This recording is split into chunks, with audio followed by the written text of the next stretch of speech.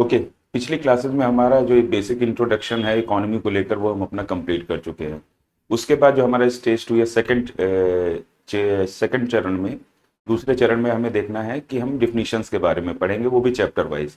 क्योंकि डिफिनीशंस पर based question चाहे वो स्टेट पीसीएस हो या यूपीएससी हो, हर साल जरूर आते हैं। ठीक है, तो आज हम पहला चैप्टर उठा रहे हैं, नेशनल इनकम। बच्चों को इसके कॉन्सेप्ट और इसमें जो डिफिनीशंस दी हैं वो थोड़ी सी टफ लगती है और उनको लगता है कि काफ़ी टेक्निकल है। हालांकि ऐसा है नहीं। जब हम लोग पढ़ाई करेंगे तो हमें अपने आप समझ में आ जाएगा। तो चलिए आज की क्लास शुरू करते हैं। और आज हम नेशनल इनकम से शुरू करते हैं। ठीक है। नेशनल इनकम क्लास में डिफिनीशंस में जाने से पहले तो सबसे पहले तो हम ये समझ लेते हैं कि फाइनेंशियल ईयर, वित्तीय वर्ष क्या होता है। तो वित्तीय वर्ष क्या होता है, फाइनेंशियल ईयर।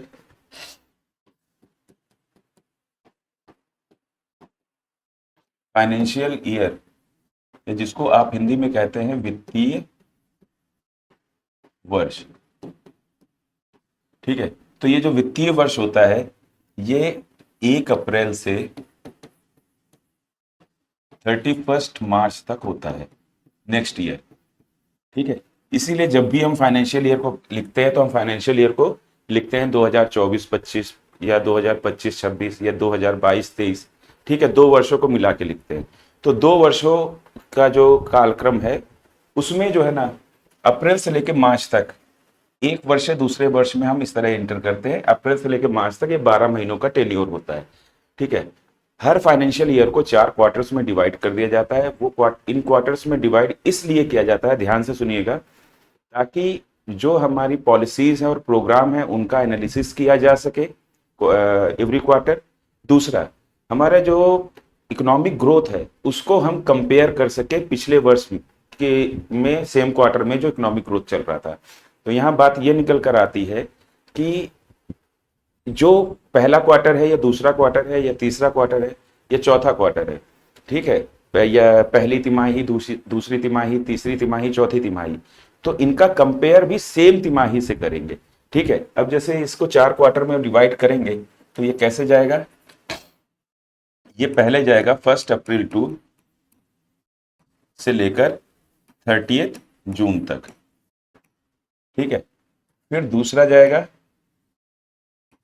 1 जुलाई से 30 सितंबर तक। ठीक है।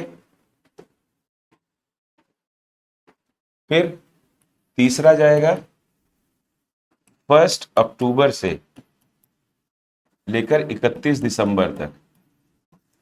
और उसके बाद जो चौथा जाएगा वो 1 जनवरी से लेकर 31 मार्च तक। ठीक है। तो इस तरीके से ये 4 क्वार्टर में डिवाइड होता है। 4 तिमाहियों में एक प्रत्येक वित्तीय वर्ष डिवाइड रहता है। अब ये तिमाही 2024 की में भी आई होगी। ठीक है। 2025 में भी सेम तिमाही आई है। ठीक है। तो जब भी हम कंपेयर करते हैं तो सेम तिमाही से कंपेयर करते हैं। यानी कि अगर हमने 2024 की अगर पहली तिमाही ली है, फर्स्ट, तो हम 2025 में कंपेयर जब करेंगे तो पहली तिमाही का कंपेयर हम पहली तिमाही से ही करेंगे, दूसरी तिमाही का कंपेयर हम दूसरी तिमाही से ही करेंगे। क्या मेरी बात समझ में आ गई है? तीसरी तिमाही का कंपेयर हम तीसरी तिमाही से ही करेंगे। तुलना हम क्यों करते हैं? क्योंकि हमें यह जानना होता है कि इकोनॉमिक ग्रोथ कितना हुआ। ठीक है। तो ये तो आपको समझ में आ गया वित्तीय वर्ष, और ये 4 तिमाहियों में बटा होता है और इनका कंपेयर कैसे करते हैं। और ये 4 तिमाहियों में क्यों बांटते हैं कि प्रोग्राम्स और जो पॉलिसीज हैं उनको एनालिसिस किया जा सके कि वो सही से वो काम कर रहे हैं, सही हमारी पॉलिसी सही है या नहीं है, प्रोग्राम जो हमने इम्प्लीमेंट किया है वो ठीक परफॉर्म कर रहा है कि नहीं कर रहा है। तो इसको हम टाइम टू टाइम इसको एनालिसिस कर सकते हैं और उसमें हम जो रिक्वायर्ड करेक्शन है वो कर सकते हैं। दूसरा ये है कि हम इकोनॉमिक ग्रोथ, हमारा हमारा जीडीपी बढ़ा है या घट गया है, या हमारा इकोनॉमिक ग्रोथ कम हुआ है या ज़्यादा हुआ है, इन्फ्लेशन का क्या हाल है, तो ये सारी बहुत सारी संकल्पनाओं को, बहुत सारे कॉन्सेप्ट का जो कंपेयर करने के लिए हम इसको 4 क्वार्टर्स या 4 तिमाहियों में एक वित्तीय वर्ष को बांटते हैं। ठीक है। अब हम अपना चैप्टर शुरू करते हैं, नेशनल इनकम। ठीक है। तो अब नेशनल इनकम हेडिंग डाल लीजिए आप लोग।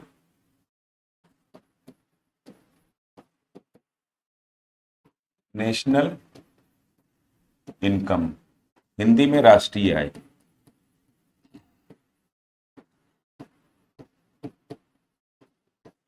ठीक है। अब इसमें सबसे पहली चीज जो हम देखते हैं, सबसे पहली चीज हम देखते हैं GDP, gross domestic product.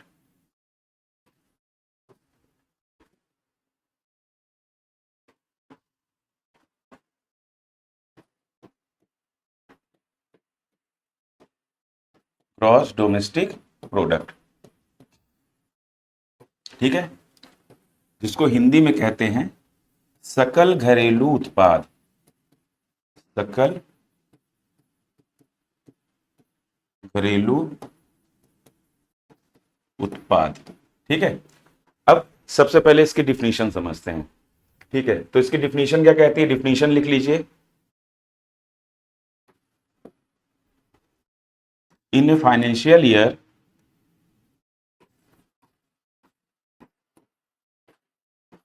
In a financial year, Hindi में भी अभी लिखाऊंगा, ठीक है, कॉमा लगा दीजिए।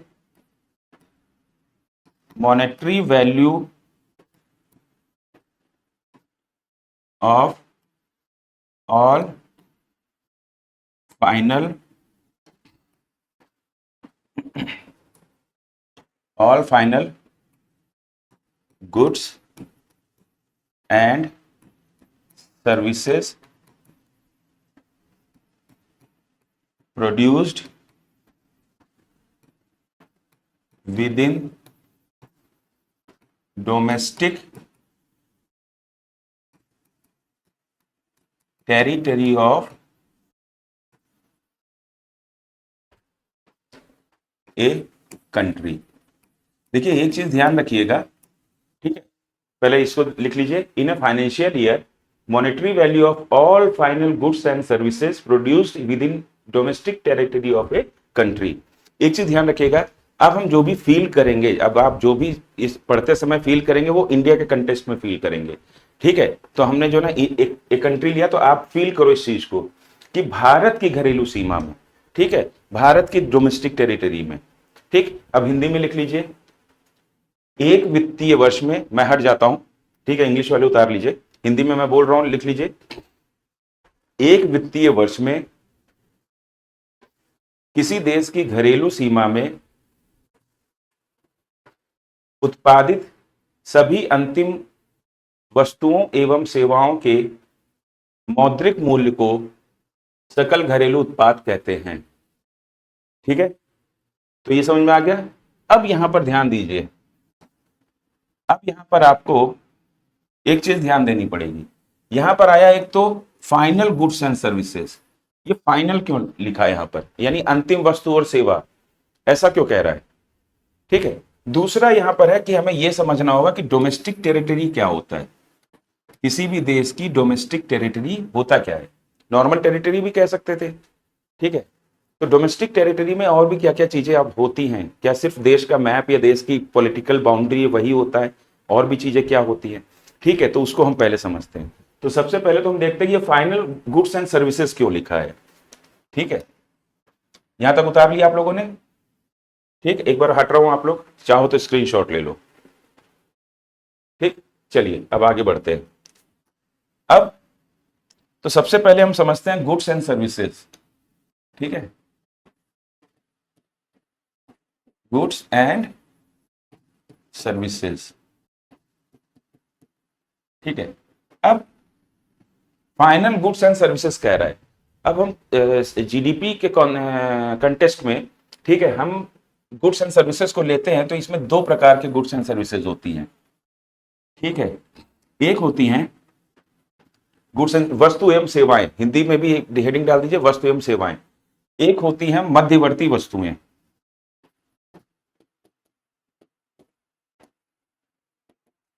Intermediary goods. ठीक है, मध्यवर्ती वस्तुएं। और दूसरी होती हैं फाइनल गुड्स। ठीक है, अंतिम वस्तुएं। Goods and services, goods and services भी डाल सकते हैं। ठीक है, अब मध्यवर्ती वस्तुएं कौन सी होती हैं। ठीक है, अब मध्यवर्ती वस्तुएं वो होती हैं जिनका प्रयोग करके हम फाइनल गुड्स बनाते हैं। ठीक है, अब इसको कैसे समझेंगे, देखिए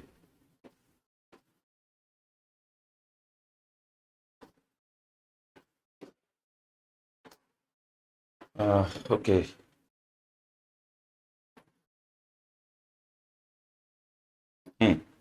ये देखिए, अब यहां पर देखिए, यहां पर हमारी जो है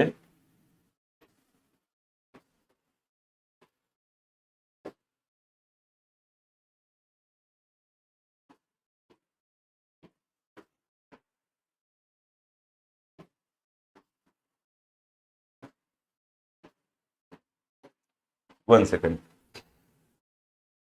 आ गया।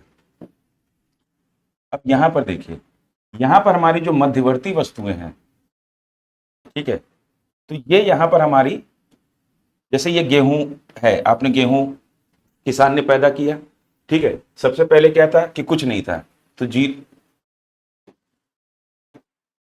सबसे पहले जो है उत्पादन कुछ नहीं था, तो किसान ने गेहूं उगाया 10 रुपए का, ठीक है, अब 10 रुपए यहां पर आए, उसके बाद ये जो गेहूं है, ये आटा बनाने वाले एक चक्की या फिर आटा की एक कंपनी ने खरीद लिया, ठीक है, तो ये जो 10 गेहूं है, ये इसके लिए मध्यवर्ती वस्तु हो गई, तो यहां पर जो है ना इसको खरीद लिया और इसने जो है ना इसको 20 रुपए का आटे में कन्वर्ट कर दिया, ठीक है। अब इस 20 रुपए के आटे को खरीदा किसने, खरीद लिया ये जो ब्रेड की कंपनी है, ब्रेड कंपनी, इसने इस 20 रुपए के आटे को खरीदा और फाइनल गुड बना दिया, फाइनल प्रोडक्ट बना दिया ब्रेड, ठीक है। तो यहां पर क्या है, हम देख रहे हैं कि ये गेहूं है और आटा है, ये मध्यवर्ती वस्तुएं हैं, ठीक है, और ये अगर हम अपने घर के घरेलू उपयोग के लिए ले रहे हैं तो ये हमारे लिए हमारे लिए एक अंतिम वस्तु हो जाएगी, क्योंकि हम इससे जो है ना रोटी बनाकर खाएंगे। लेकिन जब कमर्शियल कोई कंपनी ले रही है तो उससे कुछ और बनाएगी, बिस्किट बना सकती है या फिर जो है ना ब्रेड बना सकती है, या उसका कोई और प्रोडक्ट है जिसका बेस ये हो।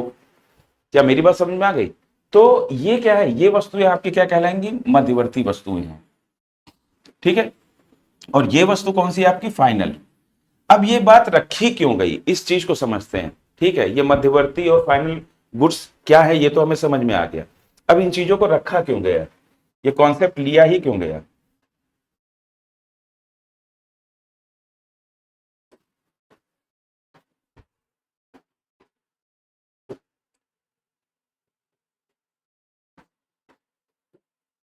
ठीक है, अब यहां देखिए, जो हमारी मध्यवर्ती वस्तुएं हैं, मध्यवर्ती वस्तुएं उनके साथ कुछ कंडीशंस हैं। कंडीशंस क्या हैं कि भाई पहला डाल लीजिए, not for use of consumer, मतलब ये उपभोक्ता के इस्तेमाल के लिए नहीं होते हैं, ठीक है। दूसरा क्या है, used to produce other products, other products, या जिसको आप लिख लीजिए फाइनल प्रोडक्ट, ठीक है। तो पहला आपका क्या है, इन मध्यवर्ती वस्तुओं में ये उपभोक्ता के उपयोग के लिए नहीं होते हैं। दूसरा क्या आप लिखोगे इसके अंतर्गत कि ये कुछ अन्य की कोई अन्य वस्तु बनाने या अंतिम वस्तु के उत्पादन में इनका प्रयोग किया जाता है, मध्यवर्ती वस्तुओं का। फिर तीसरा क्या लिखोगे, these are not included in GDP to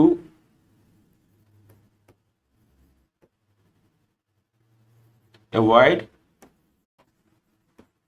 double counting, ठीक है। वैल्यू ऑफ लिख दीजिए यहां पर ऊपर जो है ना, value of, value of these goods, value of these goods, यहां पर गुड्स लिख दीजिए, यानी इन वस्तुओं का मूल्य जीडीपी में नहीं जोड़ा जाता है। किस लिए नहीं जोड़ा जाता है? ताकि दोहरी गणना, डबल काउंटिंग ना हो जाए। तो मध्यवर्ती वस्तुओं के 3 पॉइंट कौन से हो गए कि ये उपभोक्ता के इस्तेमाल के लिए नहीं होते, पहली चीज। दूसरी चीज, इनको जो है इनका इस्तेमाल कोई अन्य का उत्पादन करने में या अंतिम वस्तु को बनाने में किया जाता है। और तीसरा पॉइंट यह है कि इनकी जो वैल्यू है, इनका जो मौद्रिक मान है, वो जीडीपी में नहीं जोड़ा जाता है, क्योंकि अगर जोड़ दिया जाएगा तो डबल काउंटिंग या दोहरी गणना हो जाएगी। ठीक है, अब वो कैसे हो जाएगी? देखिए,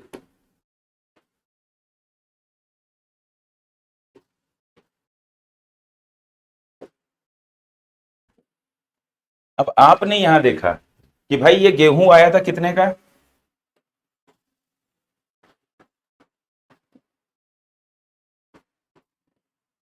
ये गेहूं 5 रुपए का। किसने खरीदा? इस आटे की फैक्ट्री वाले ने खरीदा। ठीक है, और इसने 10 रुपए का ये आटा बना दिया इससे। क्लियर? अब ये 10 रुपए का आटा किसने खरीदा? यहां पर जो ब्रेड कंपनी है,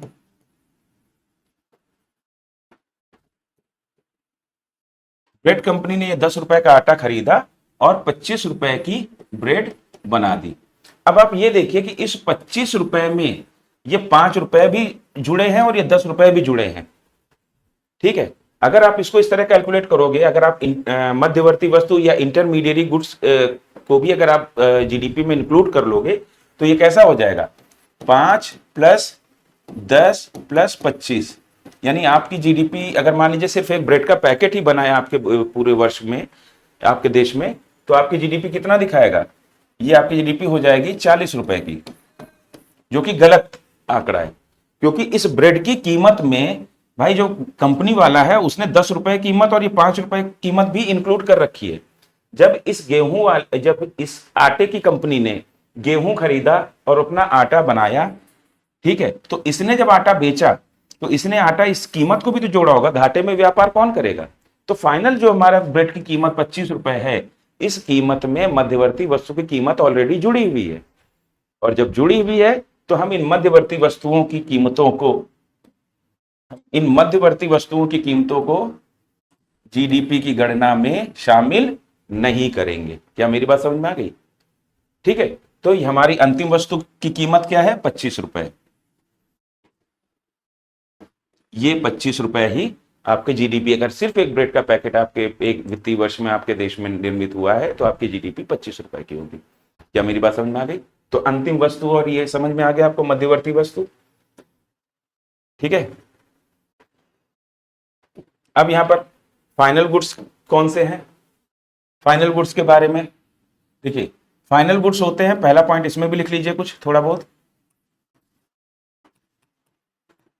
for the use of consumers.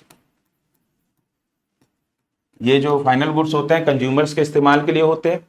दूसरा, ये 2 प्रकार के होते हैं, 2 टाइप्स। ठीक है, फाइनल गुड्स 2 प्रकार के होते हैं। पहला कौन होता है? पहला होता है कंज्यूमर गुड्स और दूसरा होता है, हिंदी में भी मैं बोलता जा रहा हूं तो हिंदी में कोई दिक्कत नहीं हो रही होगी आई गेस। तो पहला होता है हमारा, 2 प्रकार के हैं। पहला कौन सा है? कंज्यूमर गुड्स, जिसको आप कहेंगे उपभोक्ता वस्तुएं। ठीक है, और दूसरा क्या होगा? Capital goods. कैपिटल गुड्स, जिसको आप हिंदी में कहेंगे पूंजीगत वस्तुएं। तो अंतिम वस्तुओं में 2 प्रकार की वस्तुएं हो सकती हैं, उपभोक्ता वस्तु और पूंजीगत वस्तु। देखिए, उपभोक्ता वस्तुएं वो होती हैं, कंज्यूमर गुड्स वो होती हैं जो डायरेक्ट कंज्यूम कर ली जाएं, ठीक है, जिनका हम इस्तेमाल कर लें। और ये जो पूंजीगत वस्तुएं होती हैं, पूंजीगत वस्तुएं मैंने आपको बताया था कि पूंजीगत वस्तु कौन सी होगी? ऐसी कोई भी वस्तु, मेरे पिछले लेक्चर्स में कैपिटल की डिफिनीशन दी है कि ऐसी कोई भी वस्तु जो आपके लिए इनकम जनरेट करे। और इनकम जनरेट कैसी होगी? इनकम जनरेट करने के लिए प्रोडक्शन होता है। ठीक है, इनकम कैसे जनरेट होती है? इनकम जनरेट करने के 4 फैक्टर्स है, फैक्टर्स ऑफ प्रोडक्शन। ठीक है, उन 4 फैक्टर्स के माध्यम से ही इनकम जनरेट होती है। तो जो प्रोडक्शन प्रोसेस है वहां से इनकम जनरेट होती है। तो प्रोडक्शन प्रोसेस में जो तुम्हारी मशीनरी वगैरह जो तुम्हारी भाग ले रही हैं, मशीनरी है, तुम्हारा इंफ्रास्ट्रक्चर है, तुम्हारे बिल्डिंग है, ठीक है, ये तुमने लाइटिंग करवा रखी हो, तो ये सारी चीजें तुम्हारी क्या हो जाएंगी, कैपिटल गुड्स। तो अंतिम वस्तु में दो प्रकार की हो गई, ठीक है, कंज्यूमर गुड्स यानी उपभोक्ता वस्तु, और कैपिटल गुड्स यानी कि पूंजीगत वस्तुएं।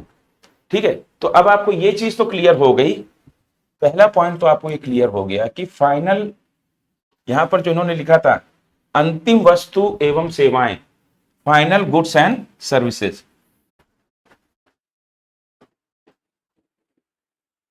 फाइनल गुड्स एंड सर्विसेज जो यहां पर इन्होंने लिखा था, तो ये फाइनल क्यों लिखा था ये हमें समझ में आ गया।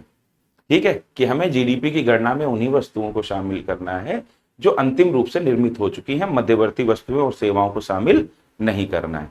ठीक है, अब दूसरा एक समझते हैं टेरिटरी, डोमेस्टिक टेरिटरी क्या है, क्योंकि हमारी जीडीपी की डिफिनेशन क्या कहती है, एक वित्तीय वर्ष में किसी देश की घरेलू सीमा में, अब हम मैंने आपसे क्या कहा कि आप भारत को सोचते रहिए दिमाग में कि हम भारत के बारे में बात करेंगे, तो भारत की घरेलू सीमा में उत्पादित सभी अंतिम वस्तुओं एवं सेवाओं के मौद्रिक मान को सकल घरेलू उत्पाद या जीडीपी कहते हैं। In a financial year monetary value of all final goods and services produced within domestic territory of a country is known as gross domestic product। ठीक है, अब डोमेस्टिक टेरिटरी में क्या क्या आएगा, यहां पर जो आपका डोमेस्टिक टेरिटरी में जो प्रोडक्शन हो रहा है, ये इस बात का संकेत दे रहा है कि यहां पर मैटर क्या कर रहा है, मैटर ये कर रहा है कि प्रोडक्शन कहां हो रहा है। इस चीज को ध्यान रखिएगा, आगे काम आएगा, आगे इस बात को मैं दोबारा बोलूंगा। ठीक है, तो अब यहां पर हम देखते हैं, ठीक है, अब हम देखते हैं क्या कि हमारा डोमेस्टिक टेरिटरी क्या है। डोमेस्टिक टेरिटरी यानी कि घरेलू सीमा, हिंदी में क्या है, घरेलू सीमा का अर्थ क्या है, घरेलू सीमा का अर्थ क्या है। तो देखिए घरेलू सीमा में मैं पहले बोल के समझा देता हूं फिर उसको लिख दूंगा। देखिए किसी देश की घरेलू सीमा में, भारत की चलिए बात करते हैं, भारत की घरेलू सीमा में सबसे पहले तो भारत की जो पॉलिटिकल बाउंड्री है वो आएगी। ठीक है,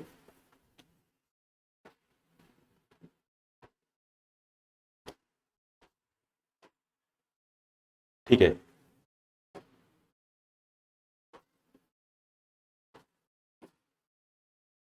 भारत की घरेलू सीमा में ये भारत की पॉलिटिकल बाउंड्री हो गई। ठीक है, तो पहले ये हमारा जो है, ये जो हमारी जो राजनीतिक सीमा है, इसके अंदर का जो क्षेत्र है हमारा भूभाग है, ये हमारा क्या हो जाएगा, पॉलिटिकल बाउंड्री। ठीक है, तो भारत की घरेलू सीमा में सबसे पहले तो ये आएगा। दूसरा क्या आ जाएगा,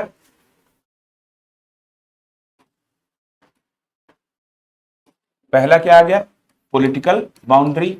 दूसरी चीज क्या आ जाएगी कि जो हमारा तटीय क्षेत्र है, तटीय क्षेत्र में 200 नॉटिकल माइल तक की जो क्षेत्र है, सॉरी यहां पर श्रीलंका के ऊपर चढ़ गया, हालांकि ये श्रीलंका से नहीं, ये एरिया काउंट होगा।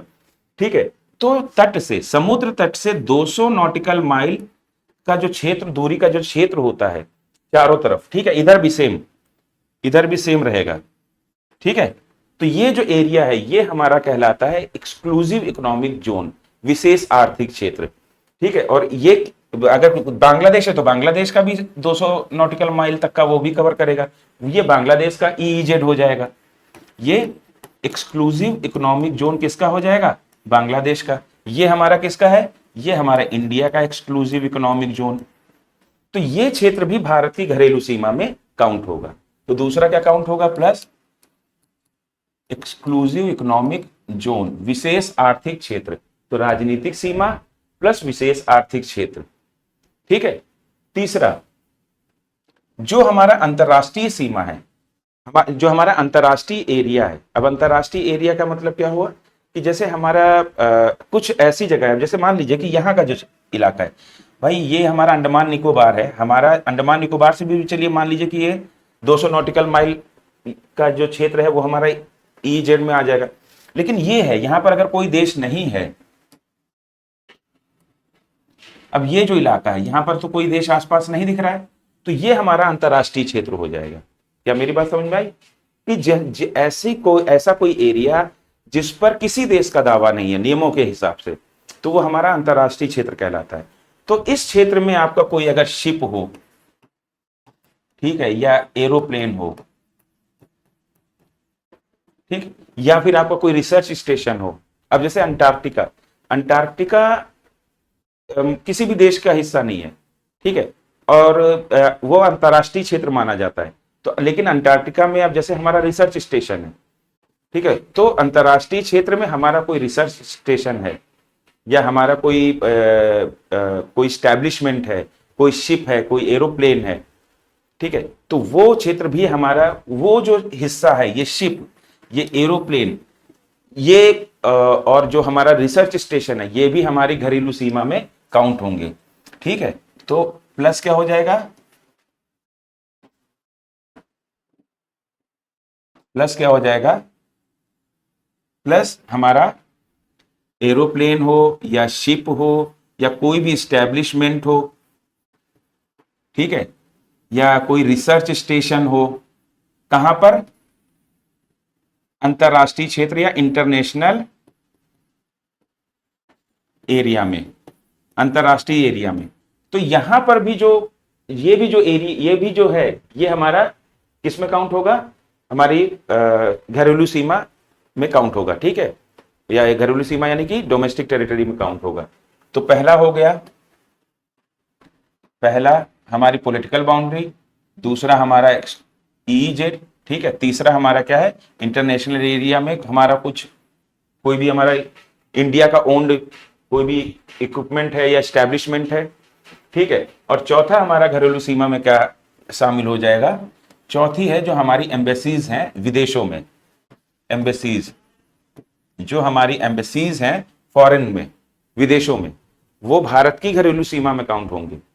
ठीक है, जैसे आपने सुना है कि मतलब किसी देश की एम्बेसी में दूसरा देश बिना इजाजत एंट्री नहीं कर सकता। एम्बेसी के अंदर जाने के लिए अगर हमारी एम्बेसी पाकिस्तान में है तो वो भारत माना जाएगा। पाकिस्तान का कोई भी सिपाही या पाकिस्तान का कोई भी नागरिक हमारी मतलब एम्बेसी से परमिशन लिए बिना एम्बेसी के अंदर इंटर नहीं कर सकता। इवन एम्बेसी में अगर कोई क्रिमिनल भी है तो वहां पर कोई कार्रवाई नहीं हो सकती, क्योंकि एम्बेसी के ऊपर कोई कार्रवाई या फिर जबरदस्ती घुसना एक तरीके से ये देश की संप्रभुता को नीचे दिखाना या फिर संप्रभुता पे आंच आना, इसको इस तरीके से कंसीडर किया जाएगा। अगर मान लीजिए पाकिस्तान ने हमारी एम्बेसी में छापा डलवा दिया या आर्मी एक्शन करवा दिया तो इसको सीधे हमारे भारत देश पे हमला मान लिया जाएगा। क्या मेरी बात समझ में आ गई? तो हमारी जो एम्बेसीज हैं, अब एम्बेसीज हमारी कौन कौन सी हैं भाई, देखिए हमारी डिप्लोमेटिक एम्बेसीज भी हैं, ठीक है, और हमारी कौन सी है, कमर्शियल एम्बेसीज भी हैं। कमर्शियल यानी वाणिज्यिक, तो वाणिज्यिक एम्बेसीज या कम हो या डिप्लोमेटिक एम्बेसीज हो, एम्बेसी को हिंदी में कहते हैं दूतावास, तो उसको भी हम किस में काउंट करेंगे, उसको भी हम काउंट करते हैं भारत की घरेलू सीमा में। ठीक है, तो घरेलू सीमा में हमने चार चीजें देखी, कौन कौन सी हैं, चलिए अब नोट कर लेते हैं।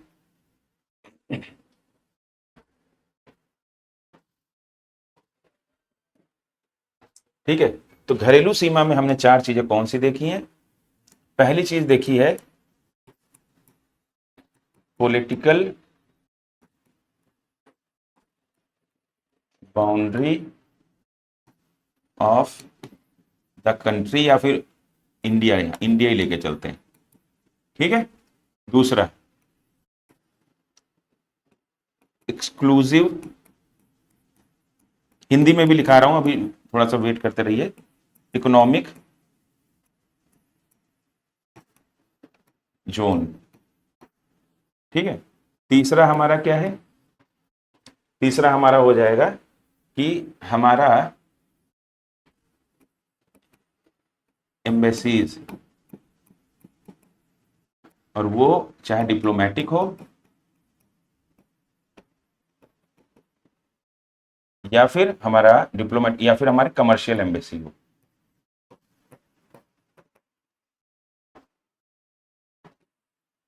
In other countries. अच्छा, इसके साथ एक चीज और है, एम्बेसी के साथ साथ हमारा अगर कोई नेवी, हमारा कोई आर्मी बेस भी है, जैसे हम भारत की शांति सेना है, तो भारत की शांति सेना अफ्रीका में कई जगह पर एक्टिव है। विश्व में जहां जरूरत पड़ती है तो संयुक्त राष्ट्र संघ हमारी शांति सेना, मतलब कि देशों की शांति सेनाओं को इन्वाइट करता है कि भाई आप आइए, स्थिति को संभालिए। तो अगर हमारी शांति सेना अगर वहां पर जाकर कोई अपना आर्मी बेस बनाती है, ठीक है, प्लस लिख दीजिए यहाँ पे, embassies plus army basis, army basis, ठीक है, और इसको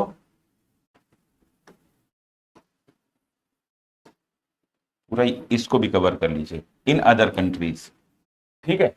और चौथा क्या है हमारा, एनी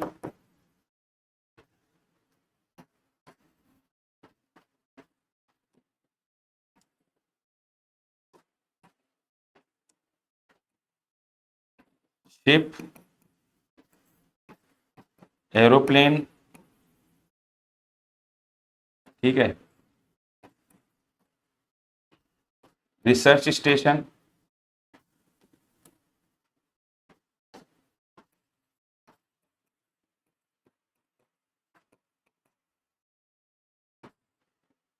ठीक है, या फिर एनी अदर इक्विपमेंट या इस्टेब्लिशमेंट, या फिर लिख सकते हैं इस्टेब्लिशमेंट कोई, ठीक है।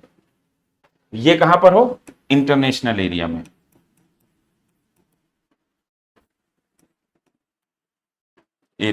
अंतरराष्ट्रीय क्षेत्र में। तो ये सारी चीजें हमारे घरेलू सीमा में आएंगी, ये सारी चीजें हमारी घरेलू सीमा में, भारत की घरेलू सीमा में मानी जाएंगी, ठीक है। तो ये सारी चीजें भारत की घरेलू सीमा, डोमेस्टिक टेरिटरी में मानी जाएंगी, ठीक है। यहां पर अगर कोई उत्पादन हो रहा है वस्तु या सेवा का, तो वो हमारा जो है जीडीपी में काउंट होगा, ठीक है। यहां पर जो आपका प्रोडक्शन हो रहा है, ठीक है, गुड्स एंड सर्विसेज का, उसका जो मॉनेटरी वैल्यू है वो हमारे जीडीपी में काउंट किया जाएगा। क्या मेरी बात समझ में आ गई? तो यानी कि यहां पर बात अब हिंदी में समझ लेते हैं, हिंदी में भी ऐसे एक हेडिंग सी डाल दीजिए, ठीक है। मैं हट रहा हूं, आप लोग चाहें तो स्क्रीनशॉट ले लें या फिर इसको उतार लें पॉज करके, ठीक है। चलिए अब हिंदी में लिखा देते हैं। तो बेटा डोमेस्टिक टेरिटरी, घरेलू सीमा में जो है ना आपकी पॉलिटिकल बाउंड्री, यानी कि हिंदी में लिखिए इसको राजनीतिक, भारत की राजनीतिक सीमा। तो राजनीतिक सीमा तो मैंने बता दिया, हमारा जो मैप है इंडिया का, ठीक है। दूसरा क्या आ जाएगा कि विशेष आर्थिक क्षेत्र, भारत, या लिख दीजिए भारत का विशेष आर्थिक क्षेत्र। तो विशेष आर्थिक क्षेत्र क्या होता है कि समुद्र तट से 200 नॉटिकल माइल तक का जो क्षेत्र है, ठीक है, ये भारत का जो है ना ये दक्षिणी हिस्सा है। तो यहां पर जो हमारा सी शोर है, समुद्र तट से 200 नॉटिकल माइल तक का, 200 नॉटिकल माइल तक का जो ये क्षेत्र है, ये हमारा किसमें काउंट होगा, ये हमारा भारत का दक्षिणी है ना हिस्सा। तो यहां पर हमारा समुद्र का इलाका है पूरा। तो यहां पर 200 नॉटिकल माइल तक का जो इलाका होगा वो भारत की घरेलू सीमा में काउंट होगा, ठीक है। तो विशेष आर्थिक क्षेत्र, तो आप ये भी लिख सकते हैं हिंदी में, आगे ब्रैकेट में लिख दीजिए कि समुद्र तट से समुद्र के अंदर 200 नॉटिकल माइल तक का इलाका। फिर उसके बाद भारत के दूतावास, चाहे वो डिप्लोमेटिक कूटनीतिक दूतावास हो या फिर वाणिज्यिक दूतावास हो, ठीक है। तो भारत के जो दूतावास है वहां पर भी जो उत्पादन ये हो रहा है वस्तुओं सेवाओं का, वस्तुओं का तो उत्पादन होगा नहीं, सेवाओं का ही उत्पादन होगा, ठीक है। तो वहां पर जो प्रोडक्शन एक्टिविटीज चल रही हैं तो वो किस में काउंट होंगे। अब जो वहां ऑफिसर हैं वो ऑफिसर अपनी सेवाएं ही तो दे रहे हैं, ठीक है। उसके बदले में, उनकी सेवाओं के बदले में उनको जो पैसा मिलता है वही उनकी मॉनेटरी वैल्यू हो गई। क्या मेरी बात समझ में आ गई? वहां कोई फैक्ट्री, एम्बेसीज में कोई फैक्ट्री थोड़ी ना लगी, आप भी समझ रहे हो। लेकिन आपके मन में एक जाहिर सा सवाल आ सकता है कि सर एम्बेसीज में क्या प्रोडक्शन हो रहा है। तो वहां पर जो अधिकारी हैं, कर्मचारी हैं, वो अपनी सेवाएं दे रहे हैं और उन सेवाओं के बदले में वो वहां से सरकार उन्हें तनख्वाह देती है। तो ये उनकी सेवाओं का मौद्रिक मान है। इस तनख्वाह को जीडीपी में जोड़ दिया जाएगा। ठीक है, तो दूतावास, दूतावास वो कौन से, कूटनीतिक या वाणिज्यिक दूसरे देशों में, फिर उसके बाद प्लस प्लस आर्मी बेस। ठीक है, नीचे लिख दीजिए आर्मी बेस, और ये कहां पर है, दूसरे देशों में। ठीक है, दूसरे देशों में जो हमारे ये दूतावास और आर्मी बेस हैं, वहां पर जो, अब आर्मी वहां पर है तो आर्मी प्रोडक्शन क्या कर रही है, आर्मी अपनी सेवाएं दे रही है ना, उसके बदले में आर्मी के जो जवान है, ऑफिसर्स हैं, उनको तनख्वाह मिलती है, तो ये उनकी सेवाओं का मौद्रिक मान हो गया। ठीक है, तो उन वो जो है ना हमारे डोमेस्टिक टेरिटरी में काउंट होंगे।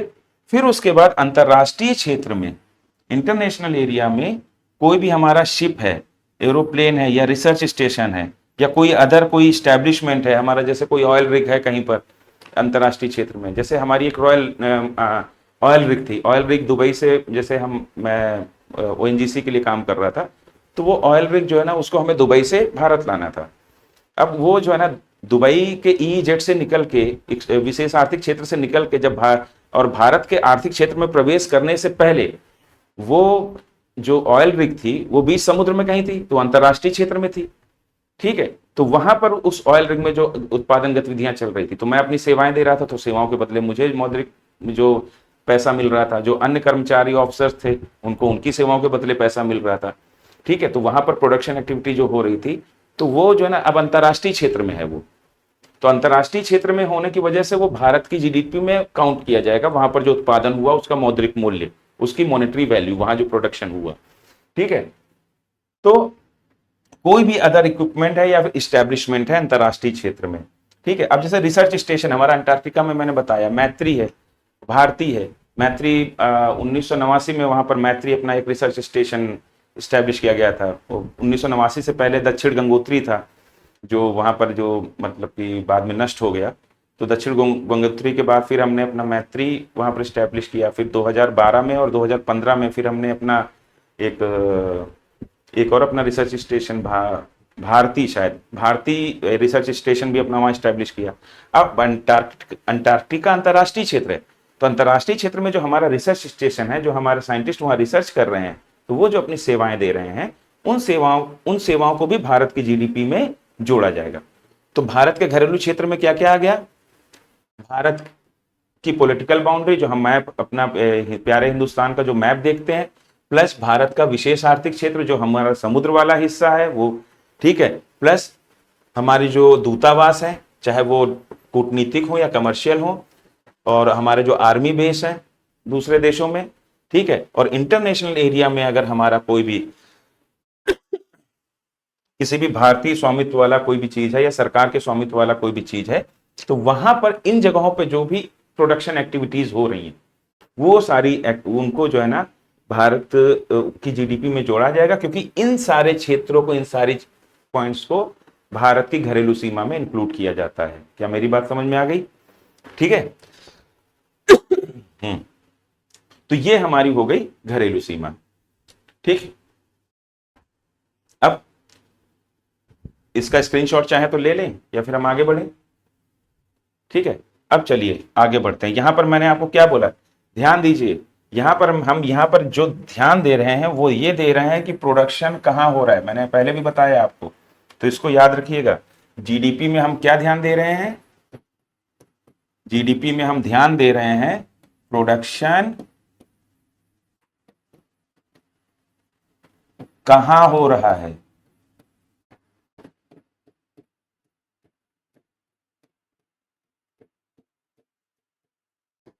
इससे कोई फर्क नहीं पड़ता कि कौन कर रहा है। ठीक है, कौन कर रहा है,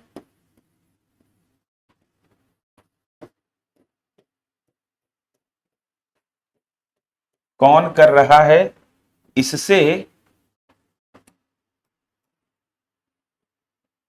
कोई फर्क नहीं पड़ता है। ठीक है, कोई फर्क नहीं पड़ता। क्या मेरी बात समझ में आ गई? और कौन में मतलब कि प्रोडक्शन कहां हो रहा है और कौन कर रहा है, तो वो चाहे भारतीय हो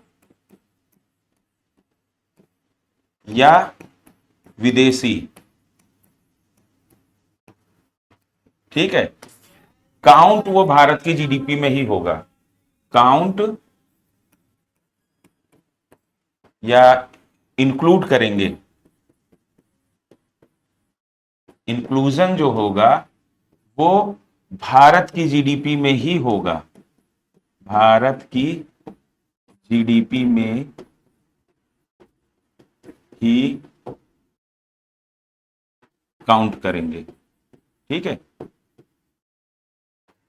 भारत की जीडीपी में ही काउंट किया जाएगा। तो जीडीपी के अंदर अंदर हमें यह बात ध्यान रखनी है कि भारत की घरेलू सीमा में जो भी, चाहे वो भारतीय हो या विदेशी हो, उत्पादन हो रहा है उसका मौद्रिक मान भारत की जीडीपी में माना जाएगा। क्या मेरी बात समझ में आ गई? अब चलते हैं अगले कॉन्सेप्ट की तरफ, जीएनपी। जीएनपी को हिंदी में क्या कहेंगे? सकल राष्ट्रीय उत्पाद।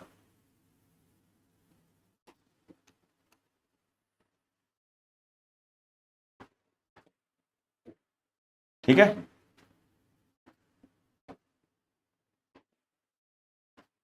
ओके। अब हम अगली हेडिंग क्या डालेंगे? सकल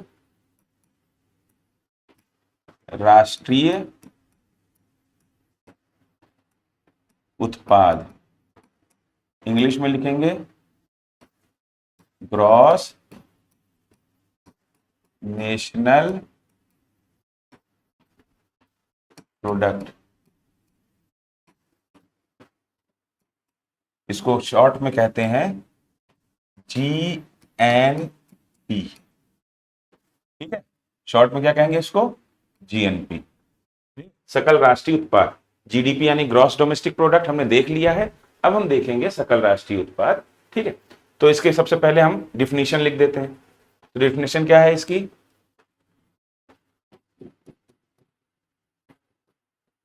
monetary value of all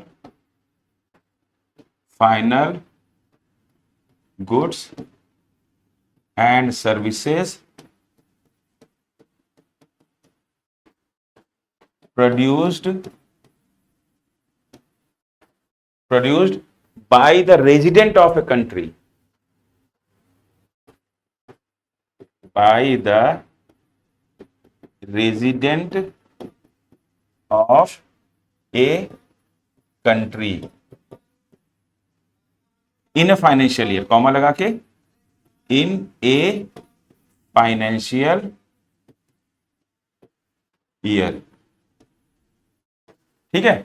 Hindi में लिख लीजिए, एक वित्तीय वर्ष में, इंग्लिश वाले नोट कर लीजिए तब तक, एक वित्तीय वर्ष में किसी देश के निवासियों द्वारा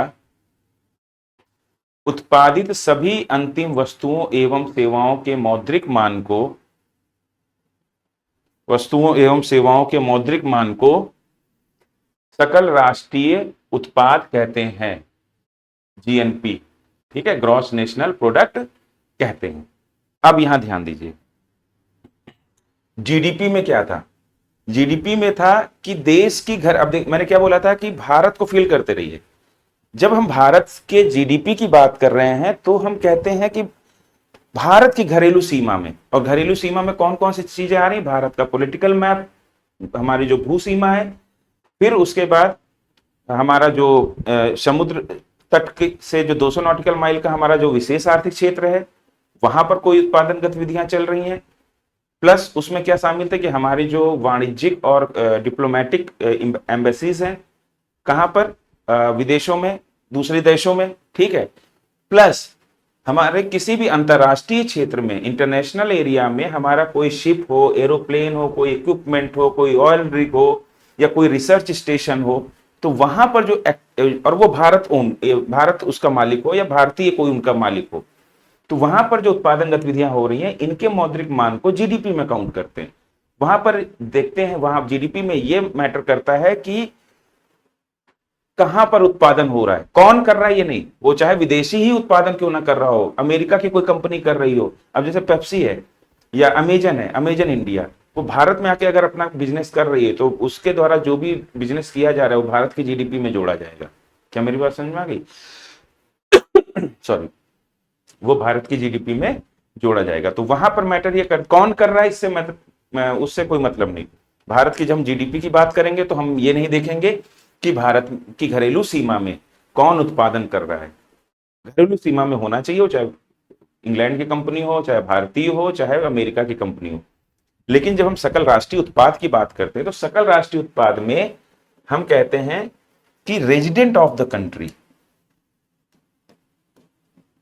रेजिडेंट निवासी, तो भारत को फील करते हुए चलेंगे तो भारत के निवासियों द्वारा जो भी अंतिम वस्तु और सेवाओं का उत्पादन किया जाता है, ठीक है, वो जो है हमारा क्या कहलाता है, सकल राष्ट्रीय उत्पाद कहलाता है। अब रेजिडेंट में कौन होंगे हमारे, सिटीजन तो होंगे ही, सिटीजन यानी नागरिक, ठीक है।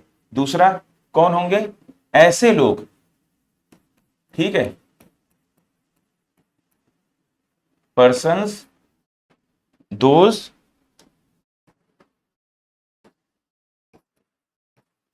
दोज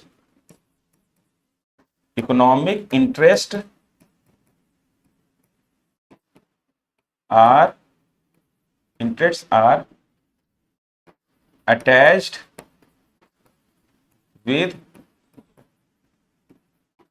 इंडियाज, ठीक है, या फिर कंट्री, आप इंडिया ही लिख दीजिएगा, ठीक है, इकोनॉमिक इंटरेस्ट।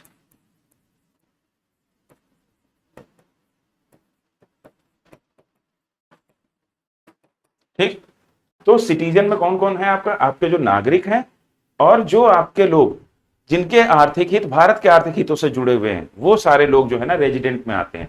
तो इन लोगों द्वारा जो उत्पादन किया जा रहा है, इन लोगों द्वारा जो उत्पादन वस्तु और सेवा का उत्पादन किया जा रहा है, उसका मौद्रिक मान हमारा क्या कहलाएगा, वो हमारा कहलाएगा ग्रॉस नेशनल प्रोडक्ट, सकल राष्ट्रीय उत्पाद। तो यहां पर क्या मैटर कर रहा है, उत्पादन कर कौन रहा है। जीडीपी में मैटर कर रहा था कि उत्पादन हो कहां रहा है, कौन कर रहा है से मतलब नहीं, विदेशी हो चाहे भारतीय हो। जीएनपी यानी कि सकल राष्ट्रीय उत्पाद में मैटर कर रहा है कि कौन कर रहा है। देखो राष्ट्रीय, यहां पर राष्ट्रवाद जैसा फील ऐसा आता है ना, तो जैसे राष्ट्रीय की बात हो तो आप तुरंत कहना हाँ हमारे भारतीय, ठीक है। तो हमारे भारतीय जितने भी हमारे भारतीय हैं, उनका जो वो उत्पादन है वस्तुओं और सेवाओं का, उसका मौद्रिक मान जब हम पूरा जोड़ देंगे तो वो हमारा क्या कहलाएगा, ग्रॉस नेशनल प्रोडक्ट। ये तो बात समझ में आ गई। अच्छा, लिख भी लिया ना हिंदी मीडियम में, एक वित्तीय वर्ष में देश के निवासियों द्वारा उत्पादित सभी अंतिम वस्तुओं एवं सेवाओं के मौद्रिक मान को आपका सकल राष्ट्रीय उत्पाद कहते हैं। ठीक, अब यहां पर यह आया कि भाई कौन उत्पादन कर रहा है, ठीक है। अब यहां पर उत्पादन जो हो रहा है, तो भारतीय एक तो भारत में उत्पादन कर रहे हैं। अब इस चीज को भी समझिए, तो भारतीय सिर्फ भारत में थोड़ी ना है, वो तो दुनिया भर में फैले हुए हैं। तो अब कहां हो रहा है उससे मतलब नहीं, दुनिया भर में प्लस भारत में भारतीयों द्वारा जो उत्पादन हो रहा है वस्तुओं और सेवाओं का, उसके मौद्रिक मान को, उसके मॉनेटरी वैल्यू को जब हम जोड़ देंगे तो हमारा सकल राष्ट्रीय उत्पाद आ जाएगा। तो अब ये जैसे मान लेते हैं कि ये पूरी दुनिया है, ठीक है, बात को समझिएगा थोड़ा सा।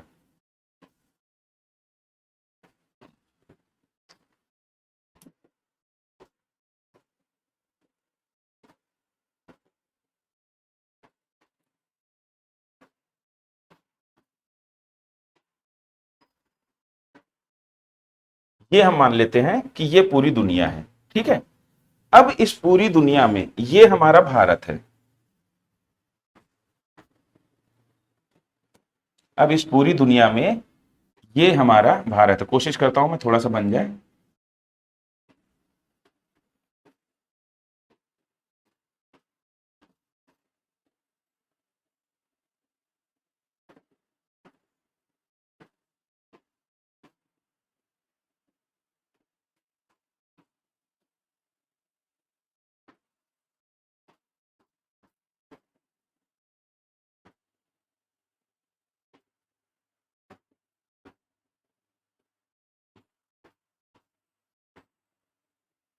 ये हमारा भारत है। ठीक है, अब इस यहां पर भारतीय हैं, ठीक है, अब यहां पर भारतीय हैं और दुनिया भर में भी कहीं भारतीय फैले हुए हैं।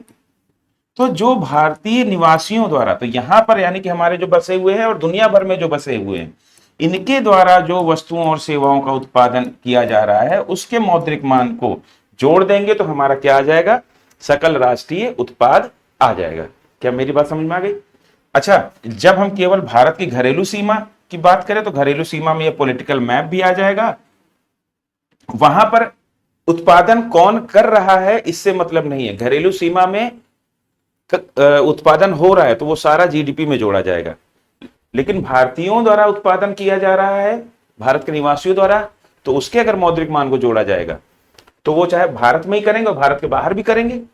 ठीक है, तो जीएनपी में क्या है, भारत के बाहर जो भी हमारे भारतीय काम कर रहे हैं उनके द्वारा जो प्रोडक्शन हो रहा है उसको भी जोड़ दिया जाएगा। लेकिन यहां पर क्या है, विदेशी हटा दिए जाएंगे, क्योंकि बात हम किसकी कर रहे हैं, बात हम कर रहे हैं, यहां पर क्या कह रहे हैं, राष्ट्रीय। ठीक है, सकल राष्ट्रीय उत्पाद, तो यहां पे रेजिडेंट ऑफ ए कंट्री, तो सिर्फ भारतीयों द्वारा जो उत्पादन किया जा रहा है वस्तुओं सेवाओं का, उसके मौद्रिक मान को जब हम जोड़ेंगे तो हमारा सकल राष्ट्रीय उत्पाद आएगा। इसमें विदेशियों को हमें बाहर निकालना है। क्या मेरी बात समझ में आ गई? ठीक है, अब यहां पर यह बात निकल के आती है, तो इसको इस तरीके से थोड़ा समझिए।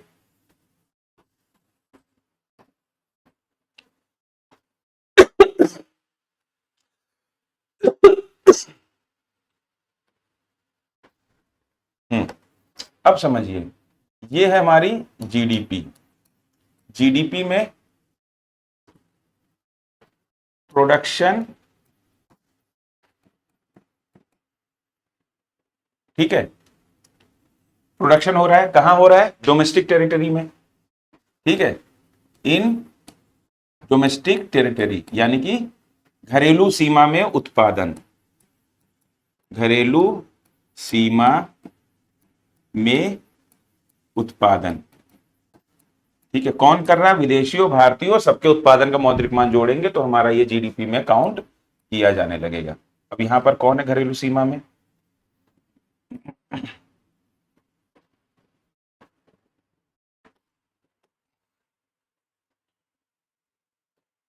घरेलू सीमा में आपके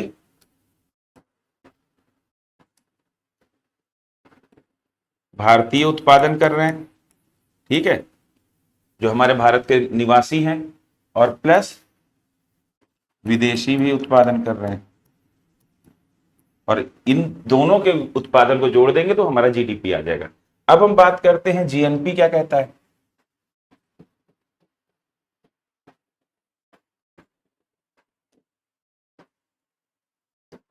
जीएनपी में कह रहा है कि प्रोडक्शन डोमेस्टिक टेरिटरी और प्रोडक्शन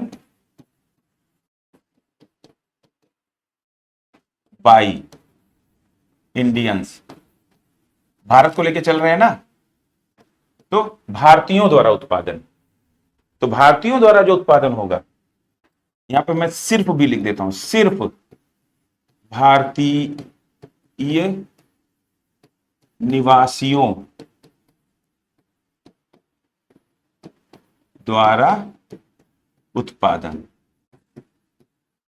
ठीक है, सिर्फ भारतीय निवासियों द्वारा उत्पादन।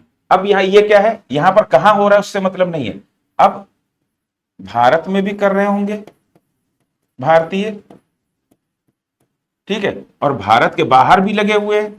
ठीक है, मैंने आपको इधर दिखाया ना कि भारत के बाहर भी जो है हमारे भारतीय फैले हुए हैं, देख रहे हैं, तो भारत के बाहर भी उत्पादन कर रहे होंगे। ठीक,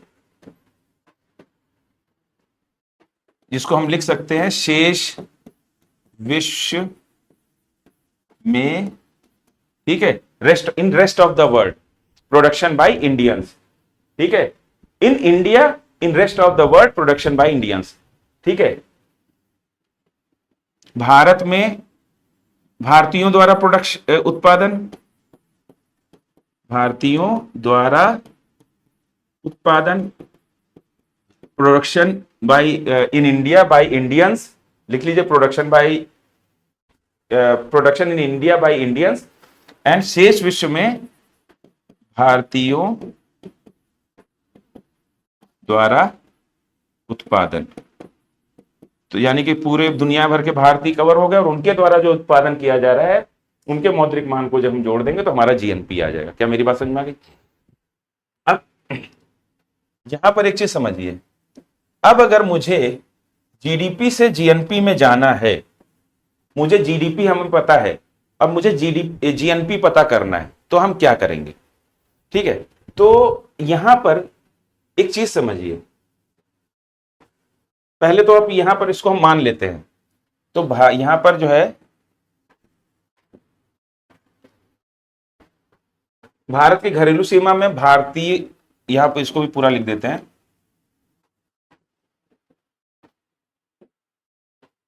भारतीयों द्वारा उत्पादन और यहां विदेशियों द्वारा उत्पादन घरेलू सीमा के अंदर, ये जीडीपी में। तो घरेलू सीमा में भारतीय करें विदेशी करें, इनके उत्पादन को जोड़ेंगे, इनके उत्पादन के मौद्रिक मान को जोड़ेंगे, जीडीपी आ जाएगा। और सिर्फ भारतीय द्वारा उत्पादन, वो चाहे भारत में करें और या विदेशों में करें, उनके मौद्रिक मान को जोड़ देंगे तो हमारा जीएनपी आ जाएगा। क्लियर? अब इसको मान लेते हैं कि भारतीयों द्वारा भारत में उत्पादन, इसको मान लेते हैं ए। ठीक है, तो ये भी ए ही हो जाएगा, भारत में भारतीयों द्वारा उत्पादन। क्या मेरी बात समझ में आ गई? अब शेष विश्व में भारतीयों द्वारा उत्पादन क्या मान लेते हैं? बी। ठीक है, और विदेशियों द्वारा भारत में उत्पादन, इसको मान लेते हैं सी। अब यहां पर जीडीपी आपका जो है वो जीडीपी क्या हो जाएगा? ए प्लस सी हो जाएगा। और जीएनपी बराबर क्या हो जाएगा?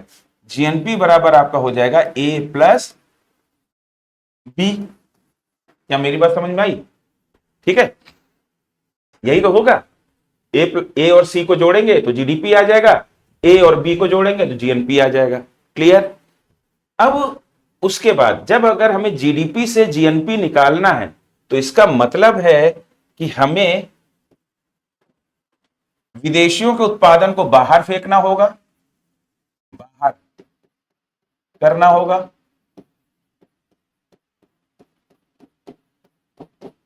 ठीक है, और भारतीयों द्वारा शेष विश्व में जो उत्पादन हो रहा है उसको अंदर लाना होगा। ठीक है, इसको भारतीयों द्वारा शेष विश्व में उत्पादन और भारतीयों द्वारा भारत में उत्पादन, मतलब बात यही हो जाएगी। तो अगर हम इसको यहां से हटा देंगे और इसको यहां ले आएंगे तो ये और ये सेम जैसे हो जाएंगे। ठीक है, तो क्या मेरी बात समझ में आ गई?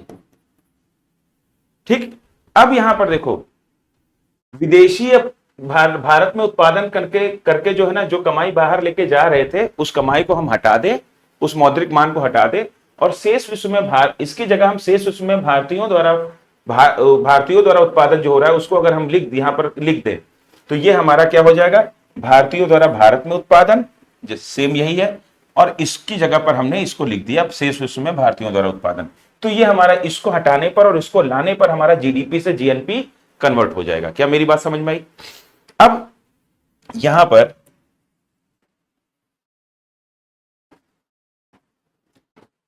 पर क्या है कि विदेशियों द्वारा भारत में उत्पादित वस्तुओं और सेवाओं के मौद्रिक मान, या विदेशियों द्वारा, भाई जब वो उत्पादन करते तो आय अर्जित करते, तो विदेशियों द्वारा भारत में अर्जित आय, ठीक है, और शेष विश्व में भारतीयों द्वारा अर्जित आय, इसके जो अंतर होता है, भाई मान लीजिए कि ये 5 रुपए इन्होंने कमाया, विदेशियों ने मान लीजिए कि 10 रुपए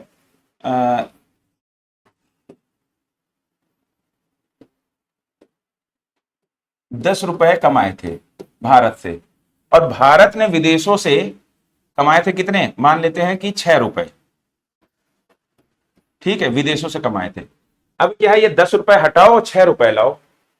ठीक है, तो यहां पर आपका अगर इन दोनों का बैलेंस देखोगे तो सीधे सीधे क्या आ जाएगा कि भाई -4, जीडीपी में -4, क्योंकि ये क्या है, 10 बाहर जा रहा है ना, तो 10 हमारा बाहर जा रहा है तो माइनस होगा, और ये अंदर आ रहा है 6, तो +6 हो जाएगा। तो हमारा क्या, -4 जीडीपी में जोड़ेंगे, जीडीपी में -4 जब हम घटा देंगे तो हमारा जीडीपी से जीएनपी बन जाएगा। तो ये जो हमारा, इसको हम दूसरे शब्दों में ये कह ले कि सी माइनस बी, ठीक है, नहीं सॉरी, सी ये माइनस का रहेगा क्योंकि ये बाहर जा रहा है और ये प्लस का हो जाएगा, ठीक है। तो सी माइनस सी प्लस बी, ये जो आपका है ये आपका है -4, और इसी को हम कहते हैं NFIA, net factor income from abroad, net factor income from abroad, ठीक है, फ्रॉम एब्रॉड, या इसको हिंदी में कहेंगे विदेशों से अर्जित निवल कारक आय, विदेशों से अर्जित निवल कारक आय। ये क्या कहलाता है? जो -4 रुपए है ये क्या है आपका? ये है आपका, जिसको आप -C + B लिख रहे हैं, ये आपका है विदेशों से अर्जित निवल कारक आय, ठीक है। ये कहलाएगा। क्या मेरी बात समझ में आ गई? ठीक, तो इसको हम ऐसा ऐसा भी डायरेक्ट भी कह सकते हैं कि भाई जीडीपी में, इसको हम ये भी कह सकते हैं ना कि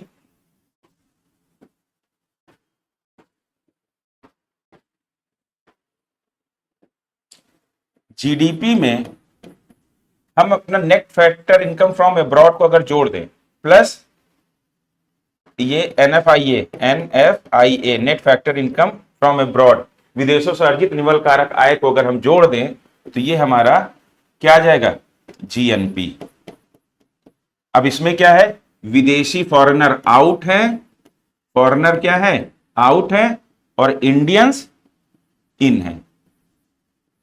क्या मेरी बात समझ में आ गई? यही तो हमने पीछे देखा है। तो इस NFIA को अगर जीडीपी में जोड़ दें तो ये हमारा जीएनपी बन जाएगा। मैंने क्या यहां पर है, तो विदेशियों को बाहर निकाला, 10 बाहर गए, -10 हो गया। 6 रुपए भारतीयों ने विदेश से कमाया था तो प्लस इसको जोड़ दिया, तो हमारा जो इसका टोटल जो हमारा आया तो -10 और +6, तो ये हमारा क्या आया? -4। तो इस -4 को हम अगर जीडीपी में जोड़ेंगे, यानी कि ये जो -4 हमारा क्या कहला रहा है? NFIA net factor income from abroad, विदेशों से अर्जित निवल कारक आय, अगर हम इसको जीडीपी में जोड़ देंगे तो हमारा जीएनपी आ जाएगा, ठीक है। अब जीडीपी बराबर हमने ऊपर क्या देखा था? A + C, भारतीयों द्वारा भारत में उत्पादन, विदेशियों द्वारा भारत में उत्पादन, ठीक है, भारत में यानी कि भारत की घरेलू सीमा में उत्पादन, ठीक है, प्लस NFIA क्या है हमारा? ये हमारा है -C + B बराबर क्या है आपका? जीएनपी। ये हो जाएगा। अब देखो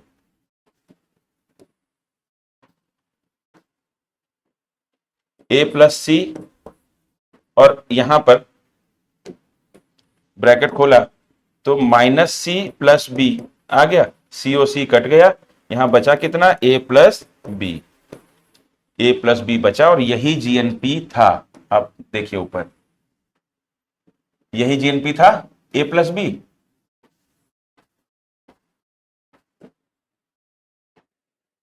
और वही हमने A + B यहां दिखा भी दिया। क्या मेरी बात समझ में आ गई? A + C, और इसमें net factor income from abroad घटाया तो CC कट गया, A + B हमारा जो कि क्या है? जीएनपी है, ठीक है। तो यहां पर आपको क्या बात समझ में आई कि जीडीपी से जीएनपी में जाने के लिए, जीडीपी से जीएनपी निकालने के लिए, सकल घरेलू उत्पाद ग्रॉस डोमेस्टिक प्रोडक्ट से सकल राष्ट्रीय उत्पाद ग्रॉस नेशनल प्रोडक्ट को निकालने के लिए सकल घरेलू उत्पाद ग्रॉस डोमेस्टिक प्रोडक्ट में net factor income from abroad को जोड़ना होगा, यानी कि सकल राष्ट्रीय उत्पाद, सकल घरेलू उत्पाद में विदेशों से अर्जित निवल कारक आय को जोड़ना होगा, तब हमारा क्या आ जाएगा? जीएनपी, यानी कि सकल राष्ट्रीय उत्पाद आ जाएगा। तो हमारा क्या कंक्लूजन निकला? पहले तो आप इसको शॉर्ट में देख लो, और इसका स्क्रीनशॉट लेना चाहो तो ले लो।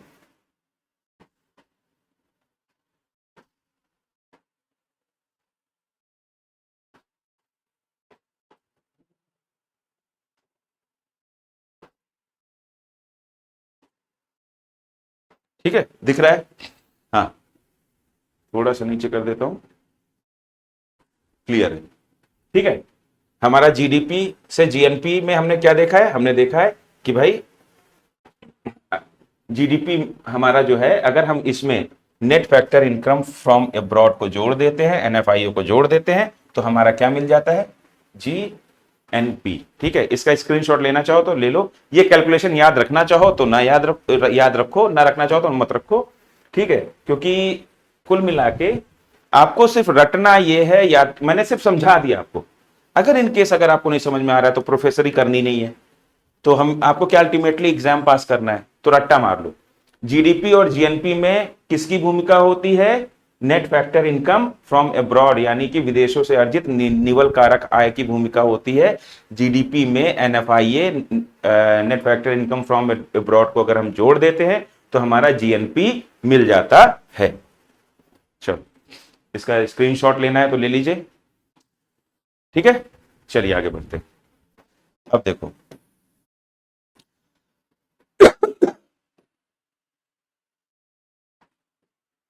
अब हमने क्या देखा कि जीडीपी से जीएनपी में जाना है तो हमें क्या जोड़ना पड़ेगा? जीडीपी में प्लस एनएफआईए, विदेशों से अर्जित निवल कारक आय।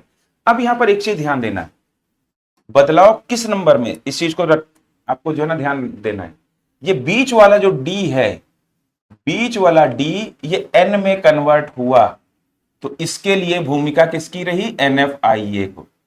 तो घरेलू से राष्ट्रीय, ये है ना, ये घरेलू से राष्ट्रीय, इसको चाहिए तो लिख लीजिए, घरेलू से राष्ट्रीय में जब जाते हैं तो किसकी भूमिका हो जाती है? विदेशों से अर्जित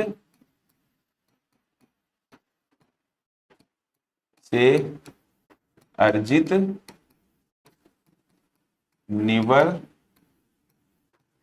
कारक आय की भूमिका होती है। ठीक है, एनएफआईए की भूमिका होती है। शॉर्ट में क्या है ये? एनएफआईए। ठीक है, तो इसको कहीं नोट कर लीजिए।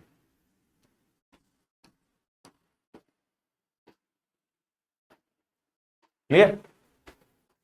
तो ये रही बात।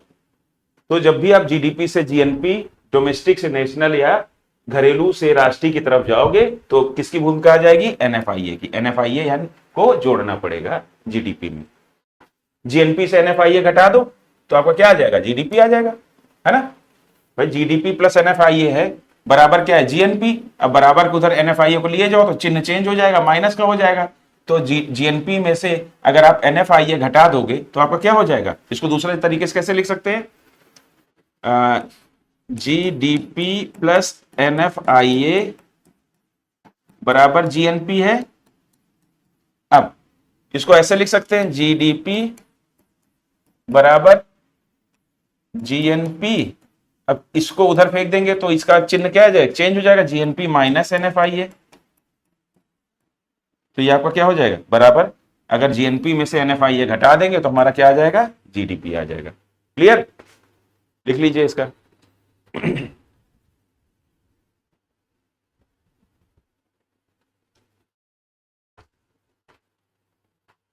ठीक है, तो मेरे ख्याल से आज के लिए इतना ही रखते हैं।